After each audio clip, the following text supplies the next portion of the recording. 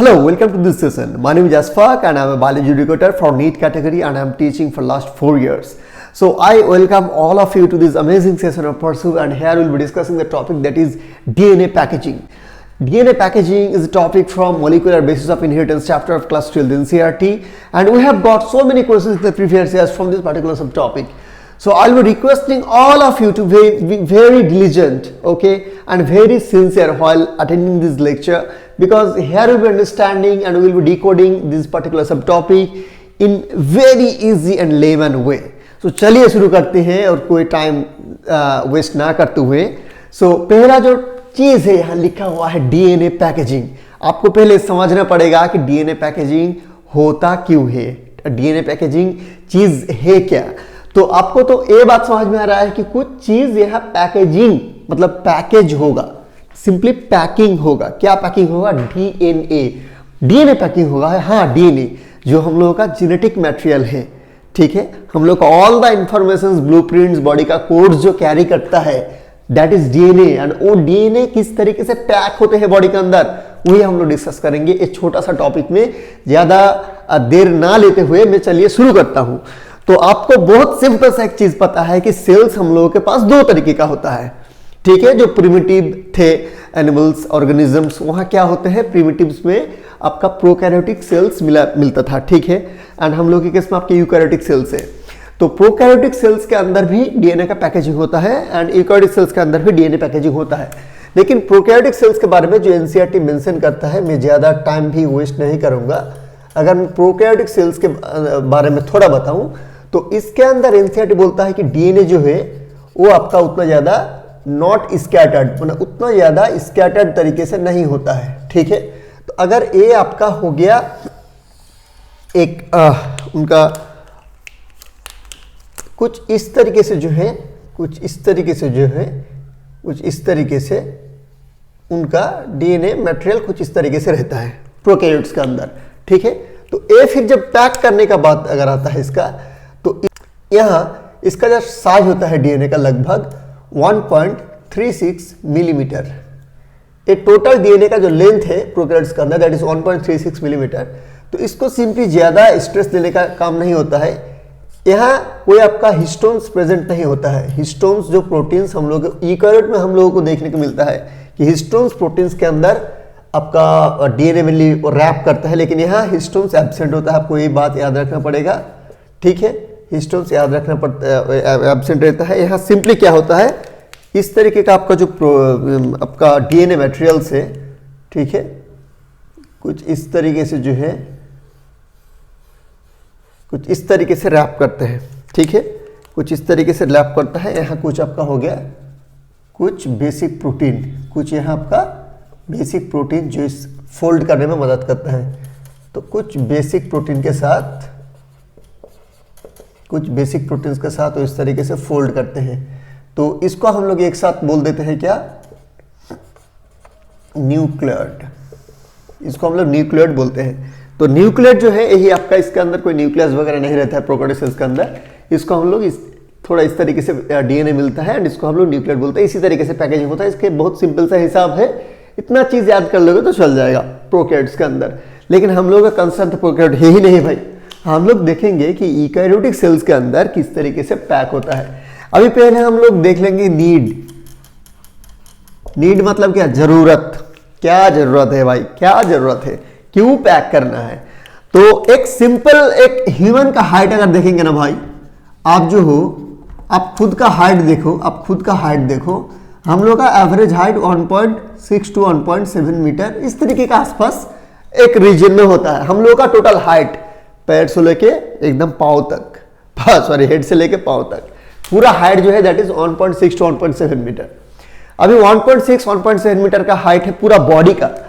DNA क्या होता है, डीएनए सेल्स इतना सा छोटा सा चीज है. सेल्स के अंदर न्यूक्लियस इतना सा छोटा सा चीज है.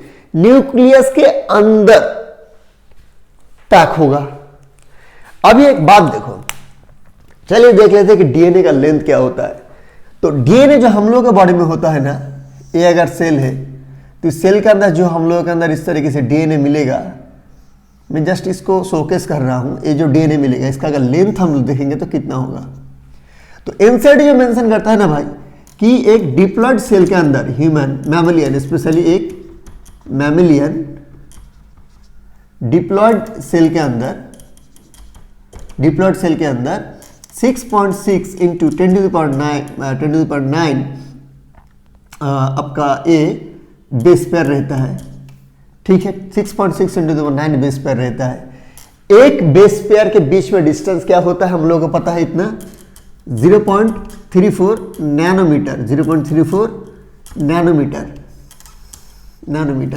तो नैनोमीटर को मीटर में अगर कन्वर्ट करना है ना तो हम लोग को 10⁻⁹ से मल्टीप्लाई करना पड़ेगा। ठीक है, 10⁻⁹ से मल्टीप्लाई करना पड़ेगा। तो इसको हम लोगों को 10⁻⁹ से मल्टीप्लाई करना पड़ता है मीटर पे कन्वर्ट करने के लिए। तो इसको कन्वर्ट करने के बाद इसको अगर कैलकुलेट करोगे तो जो आपको मिलेगा that will be 2.2 metre, that will be 2.2 metre. तो एक बात समझ पा रहे हो आप, ह्यूमन का हाइट था 1.7 मीटर के आसपास हम लोगों का, डीएनए का लेंथ ही हो गया 2.2 metre.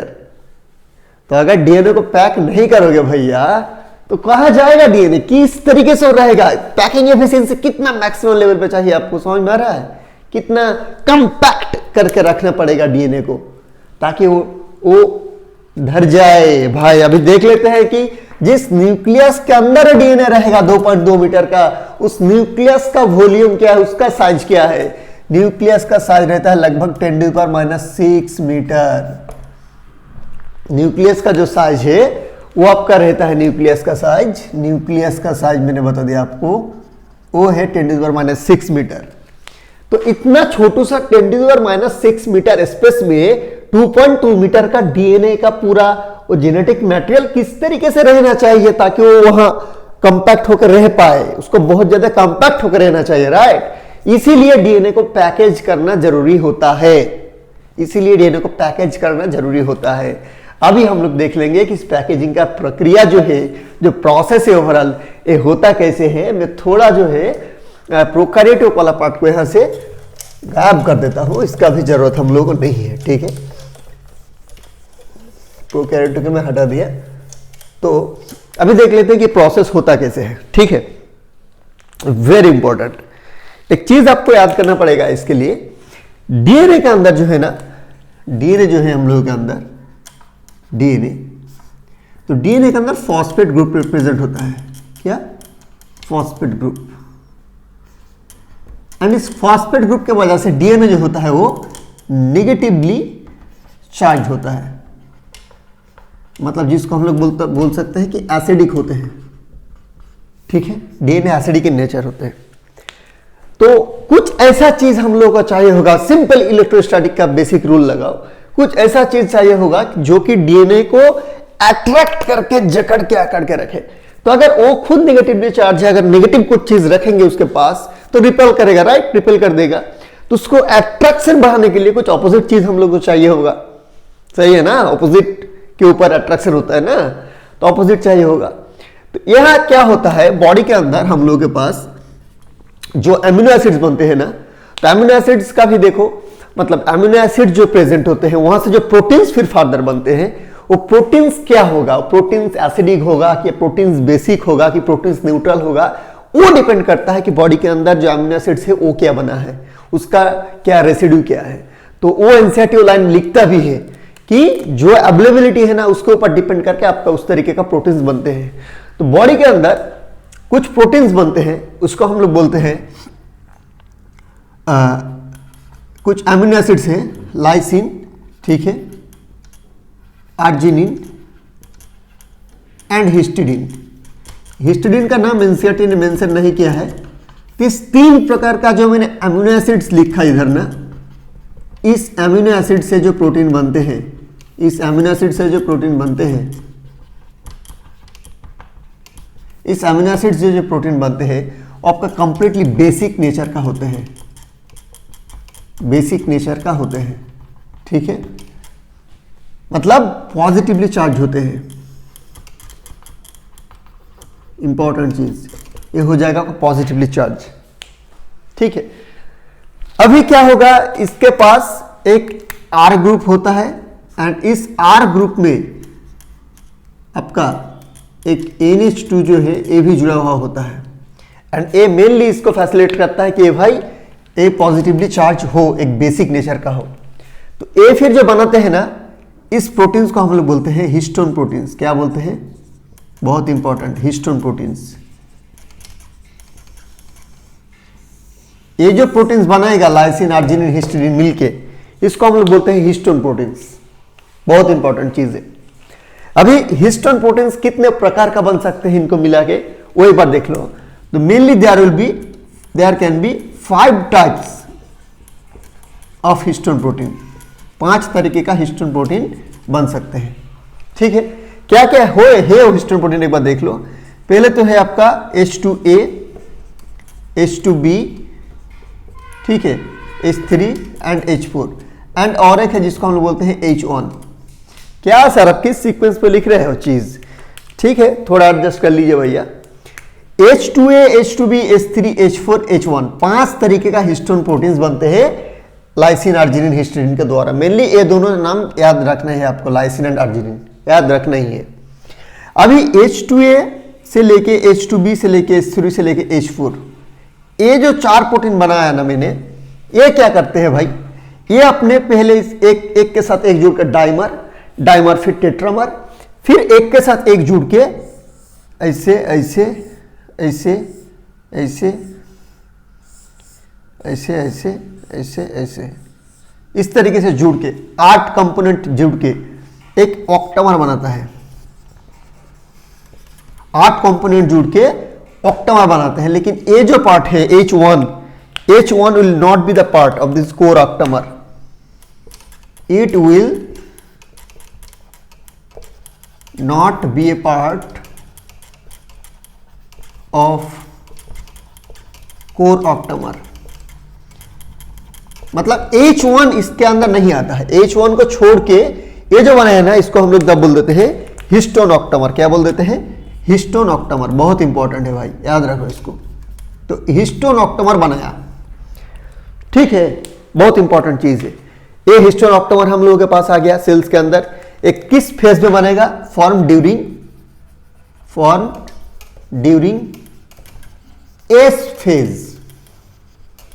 S phase of cell division, ठीक है। एंड H1 जो है एक कोर ऑक्टामर का पार्ट नहीं होता, इतना सा चीज याद रखो। अभी देखो बहुत बढ़िया तरीके से कि एक गेम कैसे शुरू होगा। अभी सेल डिवीजन को अगर हम लोग देखेंगे भाई, तो सेल डिवीजन का आपको पता है। अगर सेल डिवीजन के बारे में हम लोग थोड़ा बात करें, एक चीज देखो, तो सेल डिवीजन में हम लोग के क्या क्या फेज होता है भाई? देखो एक बार क्या क्या फेज होता है। अगर इस तरीके से देखेंगे, G1 हो गया, आपका S हो गया, आपका G2 हो गया, आपका M फेज हो गया, ठीक है। तो डीएनए जो है ना, G1, S and G2, G1, S and G2, ये 3 फेज में, G1 plus S plus G2, ये 3 फेज में हम लोग डीएनए को जो देखते हैं वो क्रोमाटिन फॉर्म में देखते हैं। ये आपको याद करना है, क्रोमाटिन फॉर्म में हम लोग देख पाते हैं। लेकिन एम फेज में जो डीएनए हम लोग देखते हैं ना, उसको हम लोग क्रोमोसोम फॉर्म में देखते हैं, ठीक है। इसको हम लोग क्रोमोसोम फॉर्म में देख पाते हैं। आपको ए वाला चीज याद करना पड़ेगा, क्योंकि यह उतना ज्यादा डेंस अभी कंपैक्टेड नहीं हुआ है। क्रोमाटिन मतलब थोड़ा वो खुला खुला है, क्रोमोसोम बन गया तो पूरा कंपैक्टेड है। अभी मैं दिखाता हूं कि एग्जैक्टली किस तरीके से जो है आपका क्रोमाटिन एंड क्रोमोसोम चीजें बन रहे हैं। तो ये हम लोगों का हो गया हिस्टोन ऑक्टामर। मैं एक ऑक्टामर को यहां उठा के आपको दिखाता हूं कि क्या होता है गेम।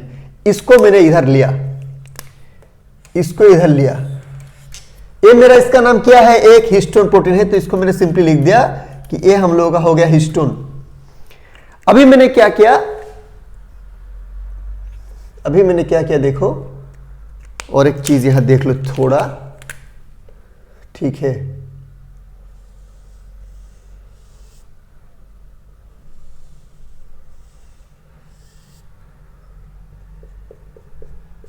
थोड़ा देख लो इधर थोड़ा। अभी मैंने देखो इस हिस्टोन को इधर लिया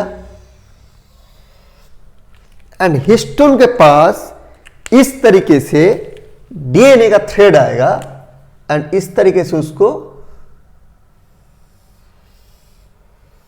रैप करेगा। ए क्या हो गया मेरा, थोड़ा इसका डबल ही बना देता हूँ देखने में थोड़ा अच्छा लग जाए, और तो कुछ होने वाला है नहीं, ठीक है। तो ए जो मैंने बनाया ये आपका है डीएनए, ये हो गया डीएनए एंड ये हो गया हिस्टोन। इस तरीके से हिस्टोन के अंदर ना डीएनए रैप करते हैं भाई। ये मेरा अगर हिस्टोन है तो इस तरीके से हिस्टोन के अंदर डीएनए क्या करेगा, इस तरीके से रैप करेगा, रैप। ये जब रैपिंग हो गया बाबू भैया, तब इसको हम लोग बोलते हैं न्यूक्लियोसोम। बहुत इंपॉर्टेंट सा चीज है, इसको हम लोग बोलते हैं न्यूक्लियोसोम, जो कि एक मतलब फंडामेंटल यूनिट है।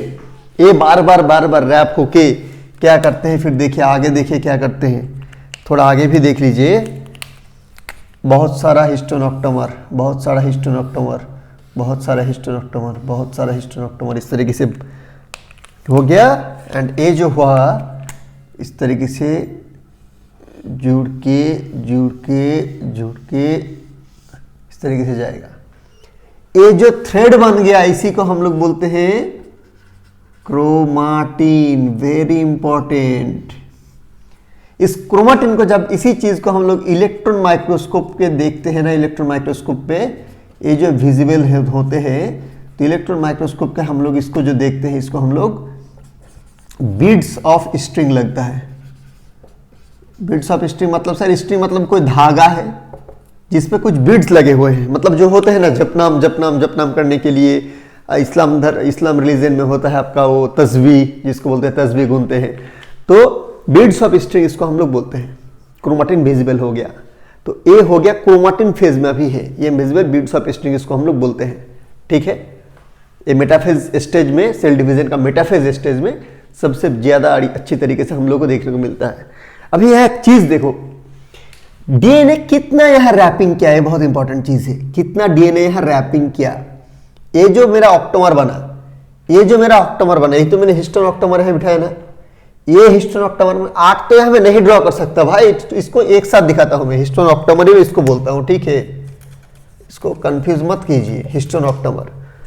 तो ये हिस्टोन ऑक्टोमर में जब आपका ये डीएनए रैप किया, तो डीएनए कितना डीएनए रैप किया यहां, तो डीएनए जो रैप करते हैं ना उसको हम लोग बोलते हैं 1/3/4 टर्न रैप करता है, मतलब टर्न रैप करता है, मतलब 2 टर्न तो पूरा रैप नहीं कर रहा है, लेकिन 1/3/4 टर्न मतलब 1.75 टर्न रैप हो रहा है लगभग।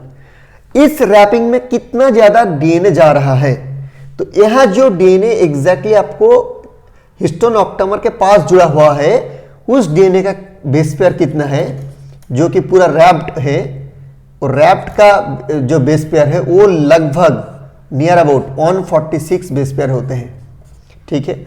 अभी देखो भैया, इधर से जो जा रहा है तो इधर लिंकर में भी तो कुछ लगेगा ना, यहां भी तो कुछ डीएनए का स्ट्रिंग है, यहां भी तो कुछ डीएनए है, यहां भी कुछ डीएनए है, यहां तक कुछ डीएनए है, यहां भी डीएनए है। इसको हम लोग बोलते हैं लिंकर डीएनए, लिंकर डीएनए। ये लिंकर डीएनए में हेल्प करेगा H1 भैया, हेल्प्स, कौन हेल्प करता है, H1। इस लिंकर डीएनए में डीएनए को स्टेबलाइज करने में, इस स्ट्रिंग को स्टेबलाइज करने में, इस कॉम्पैक्शन को स्टेबलाइज करने में H1 हेल्प करता है, ठीक है। तो अभी देखो मैं जो बोल रहा था मेनली कि H1 जो है, H1 आपका यहाँ बेस पेयर कितना हो गया, 146 हो गया। एंड यहाँ लिंकर डीएनए में कुछ प्रेजेंट होता है, लिंकर में जो लगभग होता है आपका 54 बेस पेयर के आसपास। देन टोटल बेस पेयर जो कि एक न्यूक्लियोसोम में रहेगा, टोटल बेस पेयर इन ए न्यूक्लियोसोम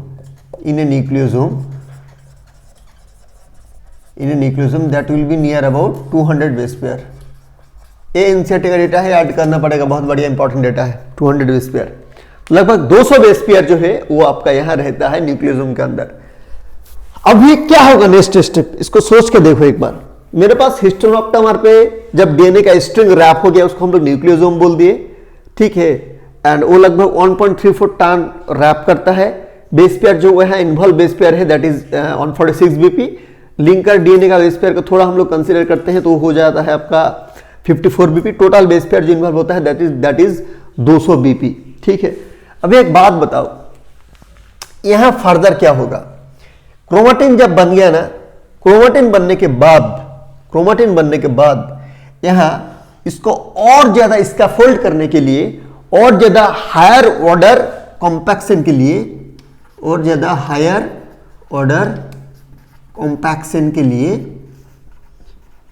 और भी कुछ प्रोटीन्स यहां आते हैं। उस प्रोटीन्स को हम लोग बोलते हैं NHC, मतलब नॉन हिस्टोन क्रोमोसोमल प्रोटीन।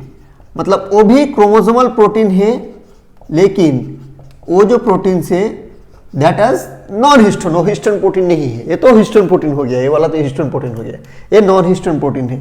ये नॉन हिस्टोन प्रोटीन जब इधर आते हैं ना, तो इस क्रोमाटिन को और भी ज्यादा कॉम्पैक्ट करके अल्टीमेटली बनाता है क्रोमोसोम, अल्टीमेटली बना देता है क्रोमोसोम। फिर जो हम लोगों को कुछ इस तरीके का दिखने को मिलता है, एकदम पूरा कंडेंस क्रोमोसोम बना देता है। ठीक है, तो एक क्रोमोसोम फेज हम लोग किस में देखेंगे? एम फेज में देख पाएंगे। ठीक है, सबसे कंडेंस्ड स्टेट, सबसे ज्यादा कंडेंस्ड है। लगभग कितना ज्यादा कंडेंस्ड किया इन लोगों ने, एनएचसी ने? लगभग 10,000 टाइम्स कंडेंस करते हैं ज्यादा। जो पहले था उससे 10,000 गुना ज्यादा कंडेंस कर देता है क्रोमोसोम में एनएचसी। अभी एनएचसी का तो नाम डायरेक्टली इस टॉपिक के अंदर मेंशन नहीं है, लेकिन आप लोग बहुत टाइम कंफ्यूज कर दोगे, या किसी के अंदर क्वेश्चन आ भी सकता है कि एनएचसी होता क्या है, बताओ या भी नहीं, क्योंकि और भी कितना चीज याद करो एक्स्ट्रा नहीं है भाई। डीएनए पॉलीमरेज नाम तो सुना होगा ना, डीएनए पॉलीमरेज, आरएनए पॉलीमरेज। अरे भाई वही एनएचसी है, और भी दो एक है, लेकिन ये दोनों आप याद रखो सिर्फ अभी फिलहाल, क्योंकि ये आपको पता ही होगा।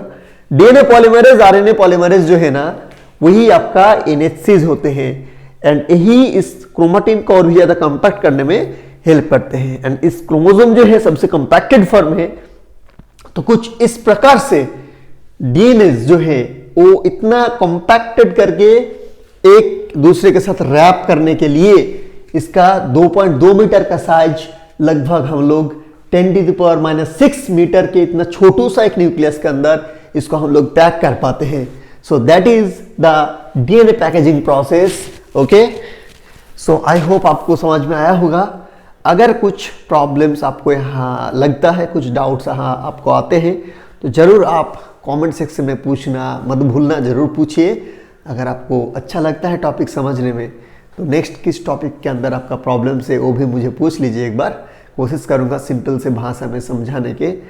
ठीक है, और भी कुछ अगर है तो सब्सक्राइब ही कर दीजिए फाइनली, और क्या ही बताऊँ। ठीक है, फिर thank you, bye, take care.